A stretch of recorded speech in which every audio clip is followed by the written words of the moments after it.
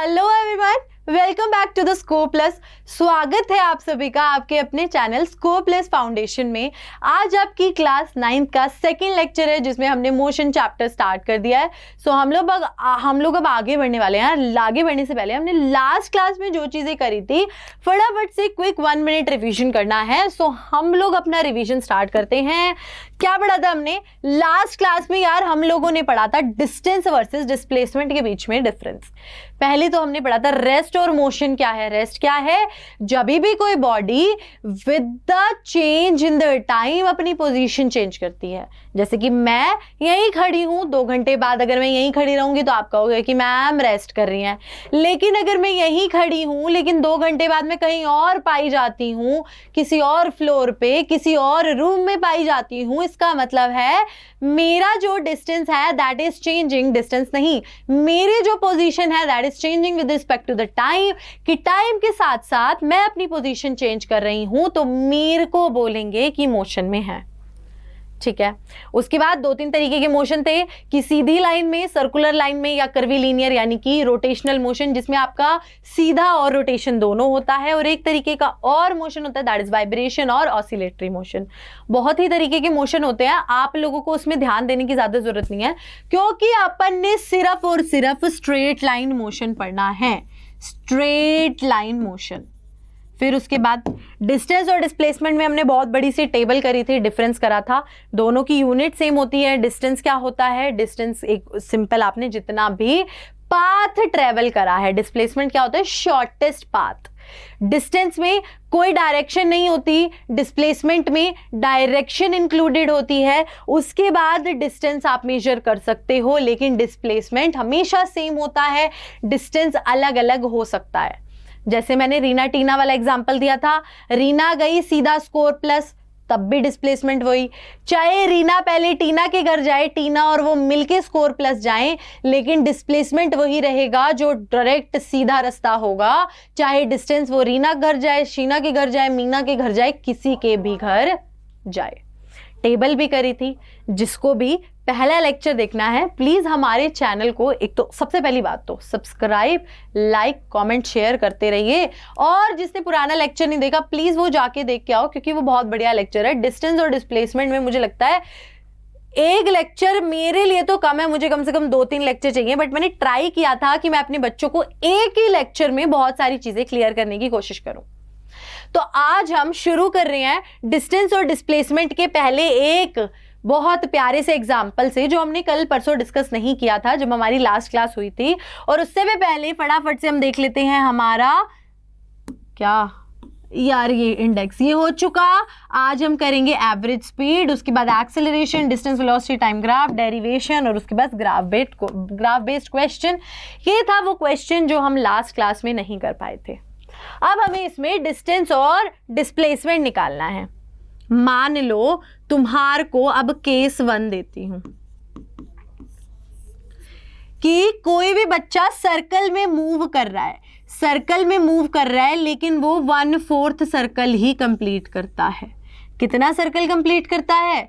1/4 circle complete करता है। थोड़ी सी मैम की ड्राइंग थोड़ी सी खराब है तो थोड़ा सा बच्चों को ध्यान देना है मैडम के ऊपर। ठीक है।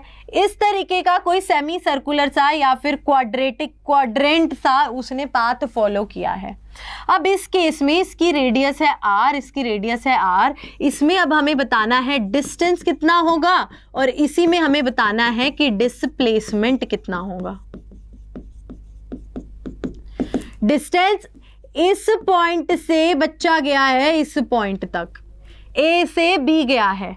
A से B जाने में जरा डिस्प्लेसमेंट तो ये स्ट्रेट लाइन होगी क्योंकि किन्हीं भी 2 पॉइंट के बीच में खींची गई स्ट्रेट लाइन ही हमारी डिस्प्लेसमेंट होती है। और डिस्टेंस क्या होगा? डिस्टेंस ये कर्व्ड पाथ होगा। पूरे इसका सर्कल का सरकमफ्रेंस होता है 2πr, लेकिन आधे का πr और उससे आधे का πr/2, तो ये कितना हो जाएगा? πr/2। तो डिस्टेंस कितना हो गया?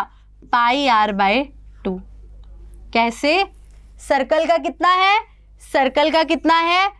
2πr। अगर आधा सर्कल लूं तो πr, आधे का आधा सर्कल लूं तो पाई आर बाय 2। पहला केस क्लियर है। डिस्प्लेसमेंट निकालना है तो ये निकालना है, ये तो हम पाइथागोरस थ्योरम से निकाल सकते हैं। R square plus R square under the root that is √2r। कितना? सेंटीमीटर या मीटर कुछ भी कह लो, लेकिन मैं लिख रही हूं सिर्फ यूनिट्स क्योंकि मैंने कोई यूनिट मेंशन नहीं करी है। यूनिट लिखना नहीं भूलना है किसी भी केस में। केस नंबर 2, केस नंबर 3 होगा और केस नंबर 4 क्या होगा? पूरा circle. Case number 2 is semi circle, case number 3 is circle का इतना पार्ट। ये हो गया, ठीक है। ए से बी जाना है, ए पॉइंट ये है, बी पॉइंट ये है, ए पॉइंट ये है, बी पॉइंट ये है, और अब पूरा सर्कल जहां से शुरू किया है वहीं पे खत्म। डिस्टेंस का d, डिस्प्लेसमेंट का s, तो अब मैं सीधा वैल्यूज लिख रही हूं d और s में। डिस्टेंस बताओ जरा, डिस्टेंस कितना होगा? ये जितना भी पार्ट कवर किया है that is pi R. Parameter का आधा, पैरामीटर होता है 2 पाई आर, 2 पाई आर का आधा पाई आर। डिस्प्लेसमेंट कितना होगा? ये स्ट्रेट लाइन, डिस्प्लेसमेंट होगा ए बी, ए बी कितना होगा? 2r। रेडियस का डबल, ये है रेडियस, ये है रेडियस, रेडियस का डबल 2r। केस 2 हो गया। केस 3 देखो, केस 3 में डिस्टेंस कितना है? डिस्टेंस d,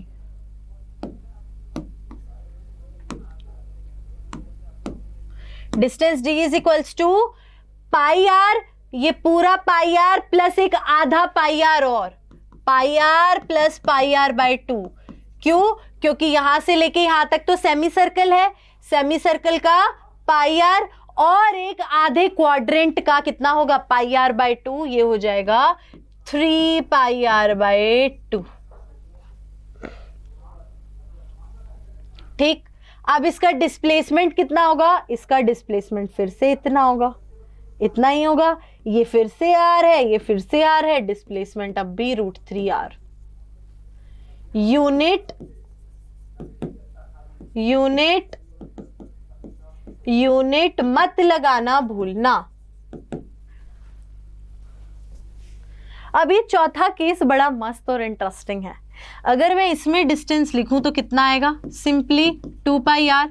लेकिन अगर मैं इसमें डिस्प्लेसमेंट लिखूं तो डिस्प्लेसमेंट क्या होता है? इनिशियल और फाइनल पॉइंट के बीच में एक स्ट्रेट लाइन खींचनी है। स्ट्रेट लाइन, स्ट्रेट लाइन, और यहां पर भी स्ट्रेट लाइन। इधर तो है ही नहीं, जहां से शुरू कर रहे हो वहीं पर खत्म कर रहे हो, इसका मतलब डिस्प्लेसमेंट 0। तो 0 डिस्प्लेसमेंट का अगर आपसे कोई एक केस पूछ दे तो वो एक सर्कुलर पाथ भी होता है। मतलब अगर आपकी बॉडी सर्कुलर पाथ में मूव कर रही है तो वो भी एक 0 डिस्प्लेसमेंट का केस होता है। एक और क्वेश्चन देख लेते हैं। A body travels in a semicircular path, same question है, उसी के ऊपर बेस है जो हमने अभी थ्योरी करी है। देख लेते हैं। A body travels in a semicircular path of radius 10 metre. Semicircular path है, रेडियस दी हुई है 10 metre. Starting point of motion is A और बी, ए और बी। ठीक है, ठीक है। इसमें निकालना है डिस्टेंस और डिस्प्लेसमेंट। डिस्टेंस कितना होगा? पाई आर, पाई आर, तो पाई की वैल्यू इंटू आर की वैल्यू 10 और 10 पाई मीटर्स हो जाएगा। पाई की वैल्यू जिसने रख के सॉल्व करनी है रख के सॉल्व कर सकता है, हम अभी नहीं कर रहे हैं। डिस्प्लेसमेंट बताओ जरा। ए और बीच के बीच में स्ट्रेट लाइन, तो R plus R that is 10 plus 10 that is 20 metre.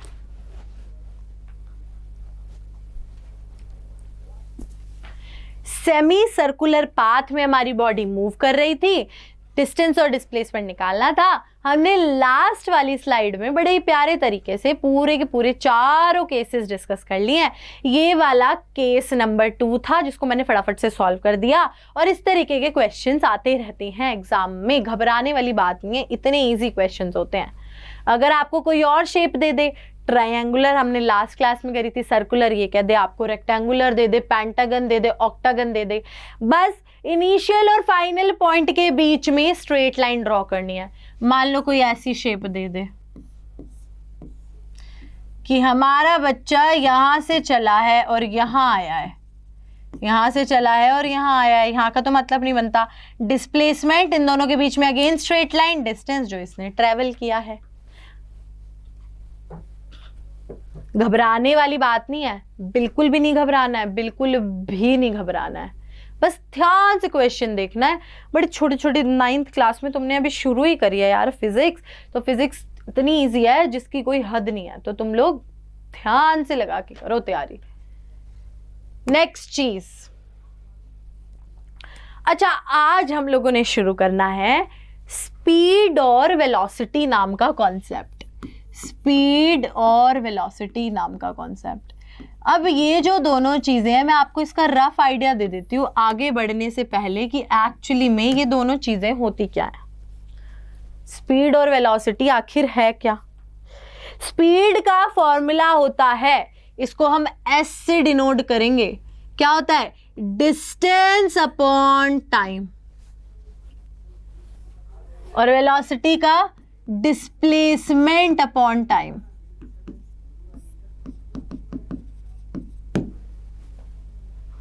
Displacement upon time is velocity, distance upon time is speed. दोनों की ही यूनिट होती है मीटर पर सेकंड। इसकी मीटर डिवाइड बाय सेकंड, दोनों की ही यूनिट होती है मीटर पर सेकंड। स्पीड आपके पास एक स्केलर क्वांटिटी है और वेलोसिटी आपके पास एक वेक्टर क्वांटिटी है। मींस इसमें चाहिए सिर्फ मैग्नीट्यूड, इसमें चाहिए मैग्नीट्यूड प्लस डायरेक्शन।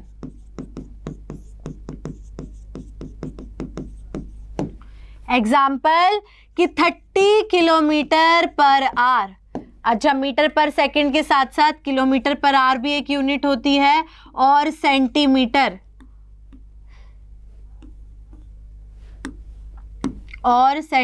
पर सेकंड भी एक यूनिट होती है। स्पीड का एग्जाम्पल क्या हो गया? 30 किलोमीटर पर आवर। वेलोसिटी का एग्जाम्पल हो जाएगा 30 किलोमीटर पर आवर, लेकिन नॉर्थ की डायरेक्शन में। डायरेक्शन मेंशन करनी बहुत जरूरी है वेलोसिटी वाले केस के लिए, बिकॉज इट इज क्या? Vector quantity. अभी स्पीड और वेलोसिटी बताते क्या है? ये यही बताते हैं rate of change of position, rate of change of distance, rate of change of displacement. ये rate of change of position लिख रही हूं मैं इधर, मतलब या तो डिस्टेंस या तो डिस्प्लेसमेंट, और रेट का मतलब होता है कि इस पोजीशन के डिवाइड में आपने क्या लगाना है? टाइम लगाना है। ठीक है, पहली चीज देखो यार, मान लो क्या है तुम्हारे पास, ये तुम्हारे मैं कहती हूं रोहित सर है। रोहित सर साइकिल चला रहे हैं, बिल्कुल फोकस होके, तुम्हें जैसे वो पढ़ाते हैं ऐसे ही वो फोकस होके साइकिल चला रहे हैं। ये थोड़ा धीरे छोटा लिखा हुआ है, मैं बड़ा बड़ा कर देती हूँ। 4 मीटर, 6 मीटर और 8 मीटर। मैं हर 2 सेकंड के इंटरवल बाद देख रही हूं, हर 2 सेकंड बाद, हर एक 2 सेकंड बाद मैं देख रही हूं। मैं देखा कि सर को मैंने यहां से नोटिस करना शुरू करा 0 मीटर से, तो 2 सेकंड बाद सर 2 मीटर पे थे, उसके 2 सेकंड बाद सर 4 मीटर पे थे, उसके 2 सेकंड बाद सर 6 मीटर पे थे, उसके 2 सेकंड बाद सर 8 मीटर पे थे। क्या मतलब? जैसे जैसे टाइम इंटरवल मैंने 2 सेकंड करा, फिक्स टाइम इंटरवल के बाद सर 2 मीटर ही बढ़े। देख रहे हो कितना बड़े, कितना बड़े? जरा देखो जरा, 0 से 2 के बीच में सर कितना बढ़े? 2 मीटर। उसके बाद भी सर 2 मीटर, 2 मीटर, 2 मीटर। मतलब हर एक 2 सेकंड के बाद सर 2 मीटर का डिस्टेंस कवर करते हैं रोहित सर। जब ऐसा कोई मोशन होता है ना, जब आप इक्वल इंटरवल ऑफ टाइम में इक्वल डिस्टेंस कवर करते हो, तो ऐसे मोशन को हम कहते हैं यूनिफॉर्म मोशन। अब जरूरी नहीं है कि ये हो सकता है कि मैं ये टाइम चेंज कर दूं, क्या मैं ये टाइम चेंज कर देती हूं 10 सेकेंड। हर एक 10 सेकेंड बाद रोहित सर 2-2 मीटर का डिस्टेंस कवर कर रहे हैं। हर एक 10 सेकेंड बाद रोहित सर 2-2 मीटर का डिस्टेंस तय कर रहे हैं।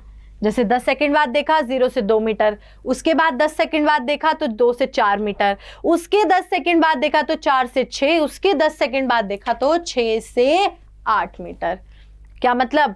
हाँ, इक्वल इंटरवल ऑफ टाइम में, मतलब 10 सेकंड में equal distance 2 metre 2 metre 2 metre 2 metre.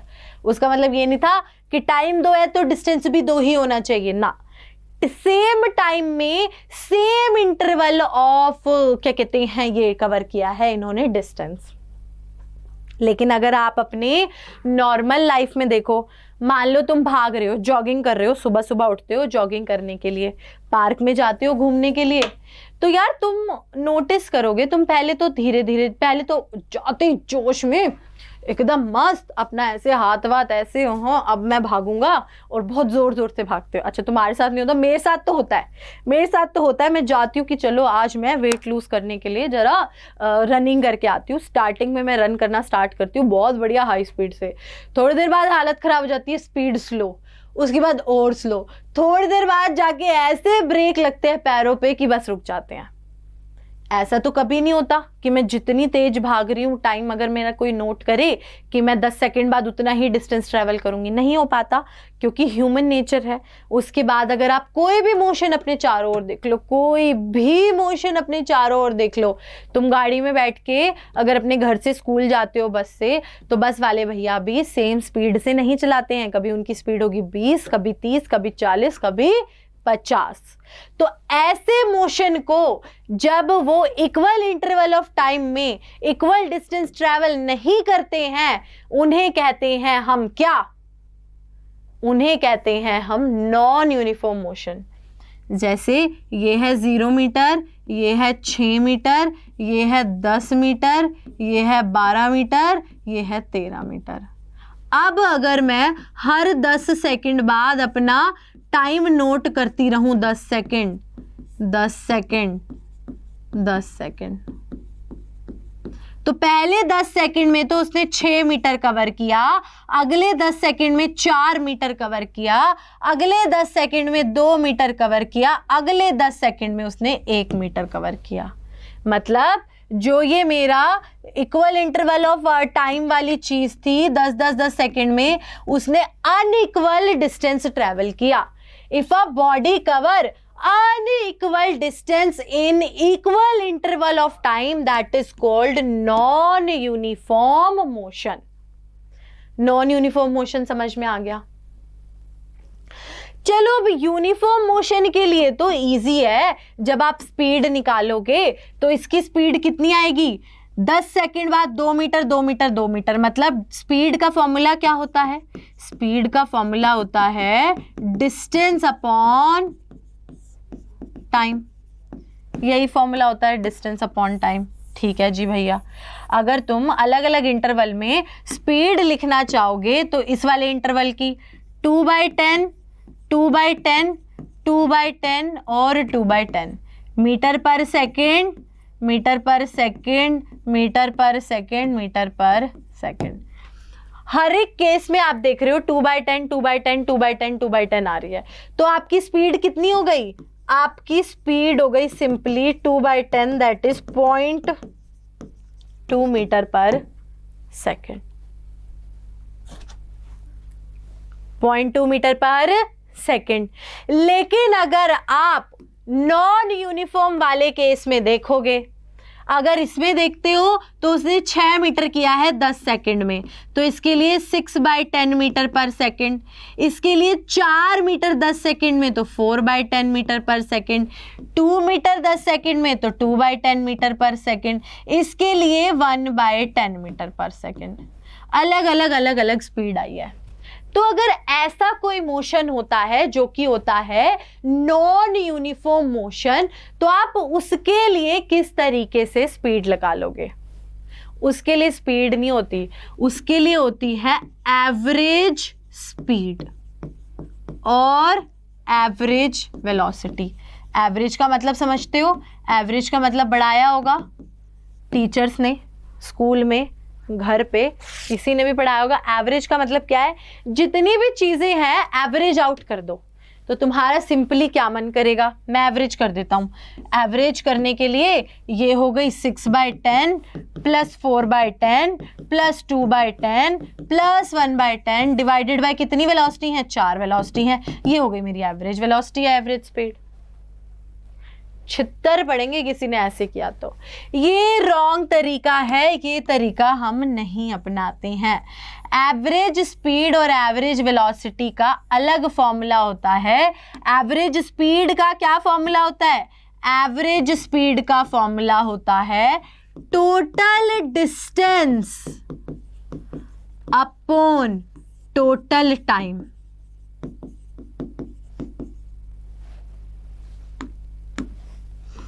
क्या होता है? Total distance upon total time.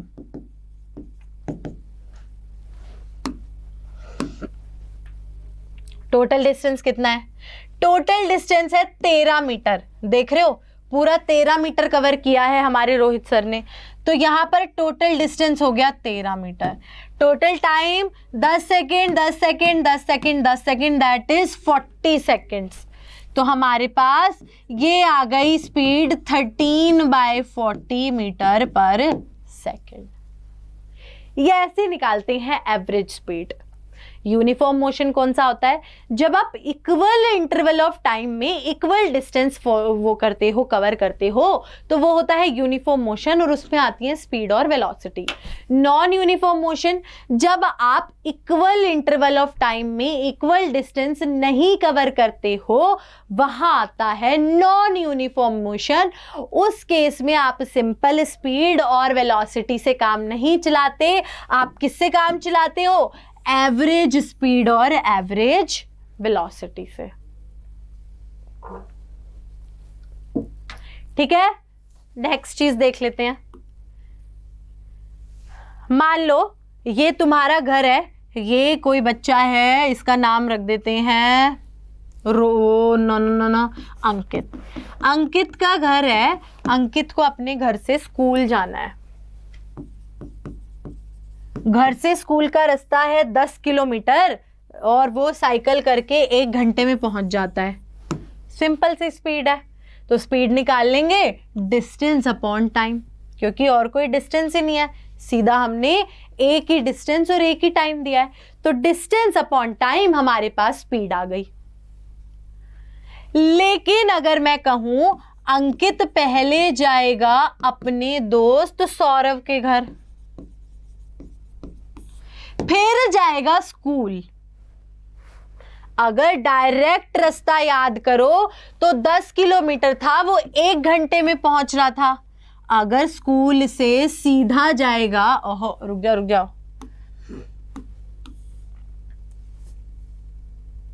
अच्छा कोई नहीं, स्कूल की लोकेशन और जगह नाम चेंज हो गया है, स्कूल की वो चेंज हो गई है, पर मान लो अब ये है सौरभ का घर और ये है स्कूल। अब उसको जाना है, वो जाएगा पहले सौरभ के घर फिर स्कूल। पहले ये गया था सीधा स्कूल। स्कूल कितने किलोमीटर था? स्कूल कितने किलोमीटर था? स्कूल 10 किलोमीटर था और वो 1 घंटे में पहुंच गया था। लेकिन अब उसका मन किया मैं पहले जाऊंगा सौरभ के घर, जो 16 किलोमीटर था वो भी 1 घंटे में कवर करूंगा। उसके बाद मैं स्कूल से मैं सौरभ के घर से जाऊंगा स्कूल, जो कि 10 किलोमीटर है, वो भी मैं 1 घंटे में तय करूंगा। अब उसके पास 2 डिस्टेंस और 2 टाइम हो गए। पहले उसके पास एक ही डिस्टेंस और एक ही टाइम था, अब उसके पास 2 डिस्टेंस और 2 टाइम हो गए। अरे रुक जाओ, हाँ। तो अब एक बात बताओ, अब आपको क्या निकालना पड़ेगा, स्पीड या एवरेज स्पीड?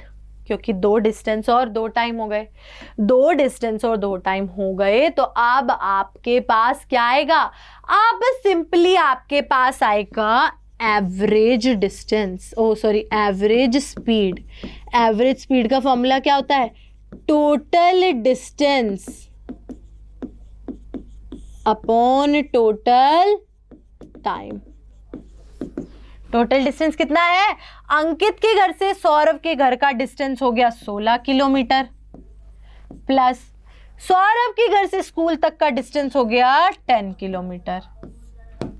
टोटल टाइम कितना लगा, 1 घंटा यहाँ 1 घंटा यहाँ, 1 + 1 that is 2 hour, 126 kilometre divided by 2, 2 एकम 2, 2 तिया 6, इसकी एवरेज स्पीड आ गई 13 किलोमीटर पर आवर। कितनी आ गई, एवरेज स्पीड आ गई 13 किलोमीटर पर आवर। अच्छा, अब एवरेज वेलोसिटी का क्या फॉर्मूला होता है, एवरेज वेलोसिटी का फॉर्मूला होता है total displacement upon total time.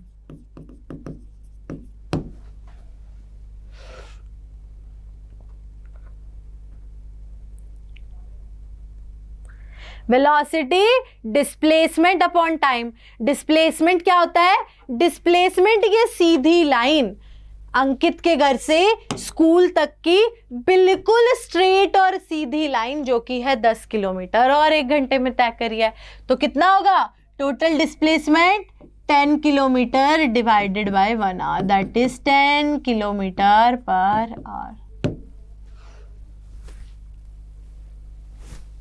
हो गई एक चीज clear, average speed, average velocity, average distance में डिफरेंस समझ में आया। तो एवरेज स्पीड क्या है, average speed is defined as the total distance travel by body in the total time. जितने भी अलग अलग डिस्टेंस दिए हैं और वो सारे के सारे डिस्टेंस जितने भी टाइम में हमने कंप्लीट किए हैं वो टोटल टाइम। स्केलर क्वांटिटी है और इसकी भी यूनिट मीटर पर सेकंड ही होती है और कोई यूनिट नहीं होती है। Total distance upon total time, scalar quantity, no need of the direction, सिर्फ मैग्नीट्यूड की जरूरत है। यूनिट फिर से हमारे पास है मीटर पर सेकंड। नेक्स्ट चीज, एवरेज वेलोसिटी क्या होती है, total displacement upon total time, ये बता दिया। और ये हमारी एक वेक्टर क्वांटिटी है जिसको डायरेक्शन की भी जरूरत है कि वो घर से स्कूल जा रहा है या स्कूल से घर आ रहा है। यूनिट फिर से मीटर पर सेकेंड। आप क्या लिख रहा है, magnitude of average velocity is always less than और equal to average speed because displacement is always smaller than और इक्वल टू डिस्टेंस। डिस्प्लेसमेंट का बताया था हमेशा छोटा होता है डिस्टेंस से। किससे, डिस्टेंस से। क्यों, क्योंकि डिस्टेंस तो कितना भी बड़ा हो सकता है, वो दोनों इक्वल भी हो सकते हैं। कल की क्लास में यानी कि लास्ट क्लास में हम लोगों ने बहुत अच्छे से करी थी ये बात। लेकिन इसी सेम वजह से हमारी वेलोसिटी भी हमेशा स्पीड से कम या फिर इक्वल होगी, क्योंकि वेलोसिटी में ऊपर डिस्प्लेसमेंट आता है, स्पीड में ऊपर डिस्टेंस आता है, तो सेम टू सेम रेशियो ये लोग भी फॉलो करेंगे। ठीक है, नॉन यूनिफॉर्म और यूनिफॉर्म की अच्छे से डेफिनेशन देख लेते हैं। When a body covers unequal distance in equal interval of time that body is said to be the non uniform motion. Example के तौर पे an object thrown into the air, जैसे तुम किसी पत्थर को हवा में उछालते हो तो वो किस स्पीड से ऊपर जाता है, किस स्पीड से नीचे आता है, that is a very different मतलब unequal distance in unequal interval of time. या फिर कोई लिफ्ट यूज करता है, वो भी वही एग्जाम्पल है। और यूनिफॉर्म वेलोसिटी जो कि नॉट कांस्टेंट, अच्छा दोनों ही नॉन यूनिफॉर्म वेलोसिटी और नॉन यूनिफॉर्म स्पीड है, ठीक है, नॉन यूनिफॉर्म वेलोसिटी क्या है? जब वेलोसिटी यूनिफॉर्म या फिर कांस्टेंट नहीं होती है, यानी कि वेलोसिटी टाइम के साथ इंक्रीज करती है, डिक्रीज करती है, यानी कि ऑब्जेक्ट एक्सेलरेट करता है या डी एक्सेलरेट करता है। इंपॉर्टेंट चीज है ये एक्सेलरेशन और डी एक्सेलरेशन क्या है? एक्सेलरेशन बोलते हैं हम रेट ऑफ वेलोसिटी को।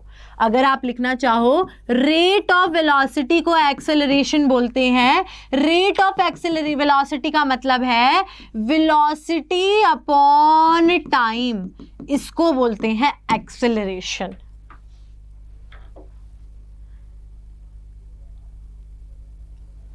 ठीक है, वेलोसिटी हमारी एक वेक्टर क्वांटिटी है, तो हमारी वो स्पीड और डायरेक्शन दोनों पे डिपेंड करेगी। ऑब्वियस सी बात है, ये तो सबको ही पता है, कोई दो राह नहीं है इसमें।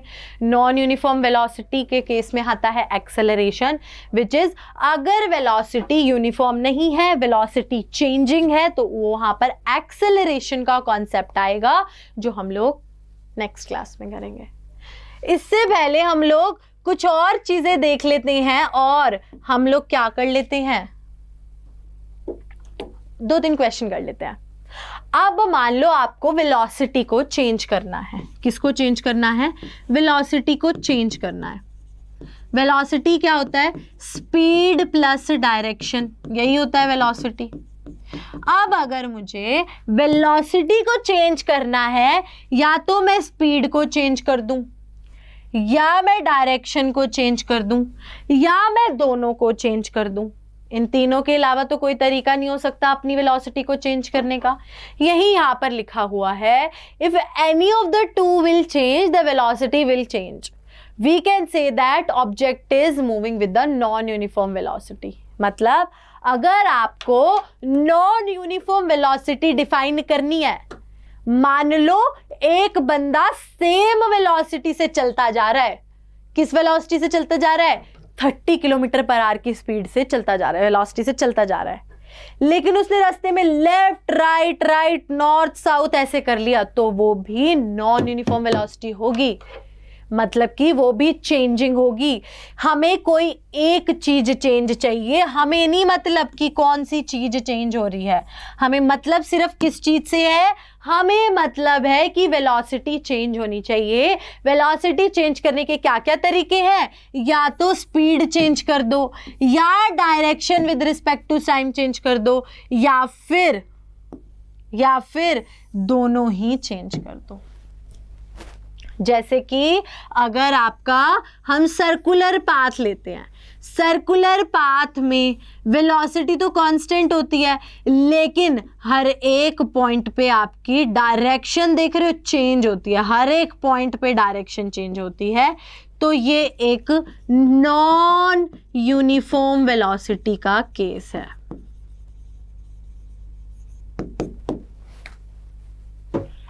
किसका केस है? नॉन यूनिफॉर्म वेलोसिटी का ये एक केस है।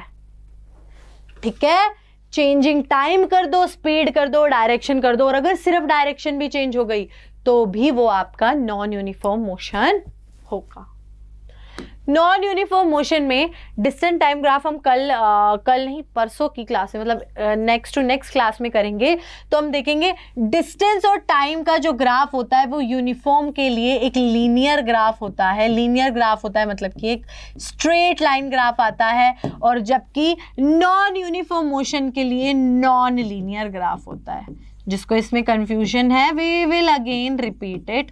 कर लेते अब हम कुछ क्वेश्चंस। पहला क्वेश्चन है आपके पास, a car is travelling at 30 kilometre at a uniform speed of 40 kilometre per hour and next 30 kilometre at a uniform speed of 20 kilometre per hour. Average speed निकालनी है।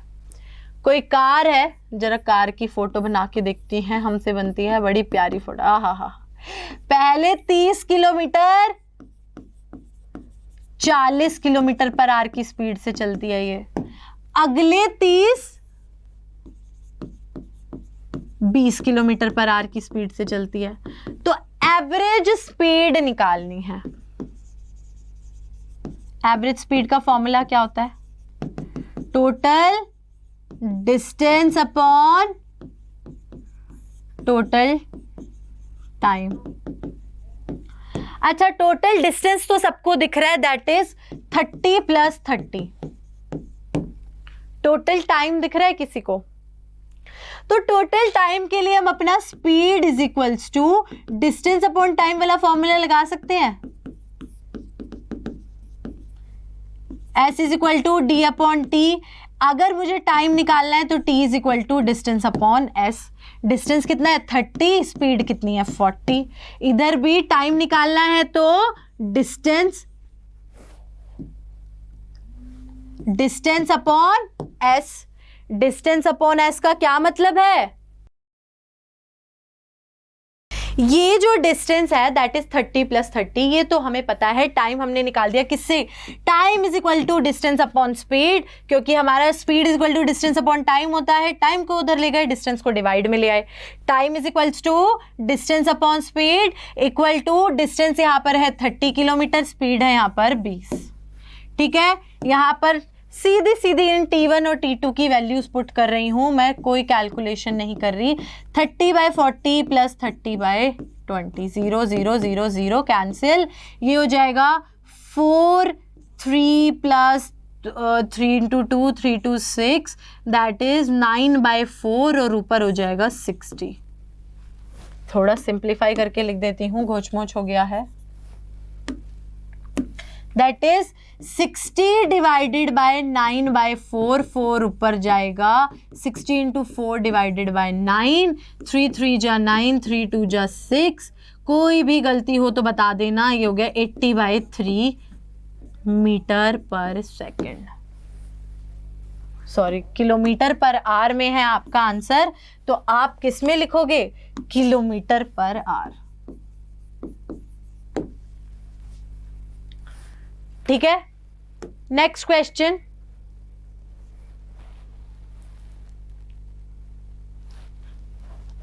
On a 120 kilometre track, a train travels first 30 kilometre at a uniform distance of. First 30 kilometre किस पे चल रही है? 30 km/h पे। How fast the train travel for the next 90 kilometre. पूरा कितने किलोमीटर का ट्रैक है? 120 किलोमीटर का ट्रैक है। अगले 90 किलोमीटर वो कितनी स्पीड से चले, कितनी स्पीड से चले कि पूरा ट्रिप 60 km/h में हो जाए। एवरेज, अब आपको सिंपल सी चीज दी हुई है, अब आपको एवरेज स्पीड की वैल्यू दी हुई है 60 km/h। फटाफट वही करो, पहले T1 T2 निकाल दो। डिस्टेंस अपॉन स्पीड से, distance upon speed that is 1 second 1 hour। इधर डिस्टेंस अपॉन स्पीड हमारा T2 निकल जाएगा 90/x। एवरेज स्पीड हमारी इतनी है, इसका फॉर्मूला होता है total distance upon total time. Total distance कितना है? 120 किलोमीटर। टोटल टाइम ये 1 घंटा + 90/x। इसकी वैल्यू कितनी दी हुई है? इसकी वैल्यू दी हुई है 60 km/h। करते हैं सॉल्व इसको। 120 divided by 90 + x divided by x is equals to 60।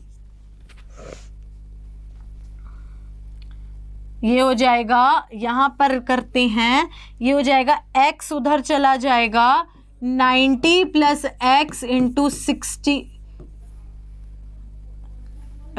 60 is equals to 120x। 90 × 60 + 60x is equals to 120x। 120x - 60x is equal to 90 × 60, that is 120 में से 60 गए 60x, 90 × 60, x की वैल्यू हो जाएगी 90। कितना? x क्या है? x है कि आपने इतने km/h से चले हो, तो 90 km/h। ये हो जाएगा आपके पास आंसर।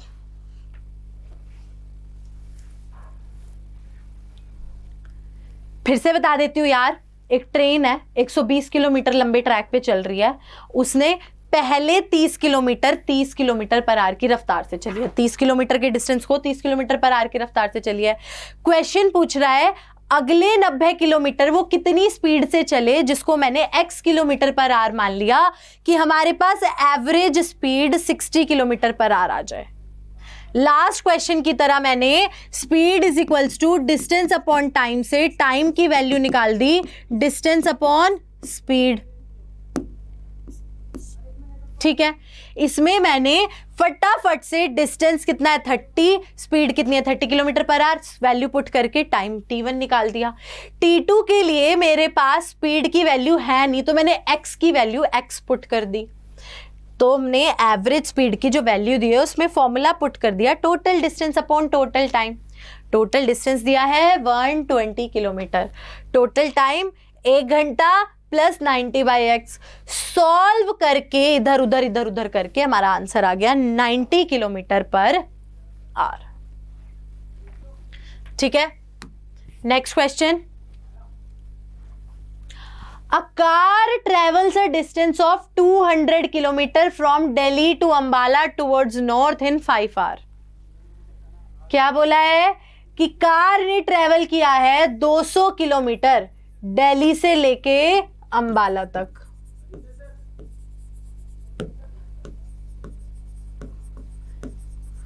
पांच घंटे में और नॉर्थ की तरफ। स्पीड निकालनी है, पहला स्पीड निकालनी है, डिस्टेंस अपॉन टाइम।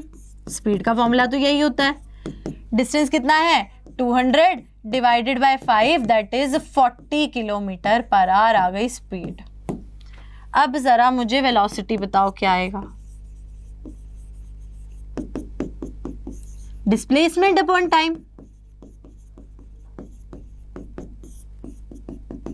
अब क्या आपको दिल्ली से अंबाला में यही शॉर्टेस्ट रास्ता नहीं दिख रहा, यही शॉर्टेस्ट रास्ता नहीं दिख रहा टुवर्ड्स नॉर्थ, क्योंकि डायरेक्शन स्पेसिफाई कर दी गई है, डायरेक्शन स्पेसिफाई कर दी गई है, तो यही डिस्टेंस है, यही डिस्प्लेसमेंट है, तो हमारा वेलोसिटी भी बिल्कुल सेम आएगी, that is 40 kilometre per our. ज्यादा खराब राइटिंग हो गई, दोबारा लिख देते हैं। सेम होएगी, क्यों?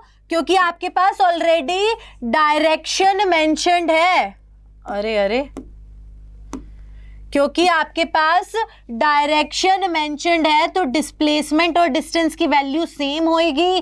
टाइम तो उतना ही लग रहा है 5 घंटे, तो हमारा आंसर आ गया 40 किलोमीटर पर आवर। ठीक है, सो अब अगर आपको हमारा लेक्चर अच्छा लगा हो और अगर इस लेक्चर के नोट्स चाहिए तो हमारी ऐप डाउनलोड कर लीजिए, SCOREPLUS core plus app from the Google play store. वहां पर आपको हमारी नोट्स मिल जाएंगे और आपको और भी कस्टमाइज चीजें मिल जाएंगी। जैसे अगर आप हमारा कोई कोर्स खरीदते हैं तो आपको उसमें हमारा सारा का सारा डाउट सॉल्विंग, आपके नोट्स मेकिंग सब कुछ मिल जाएगा। बाकी नोट्स आपको हमारी ऐप पर इजीली अवेलेबल हो जाएंगे।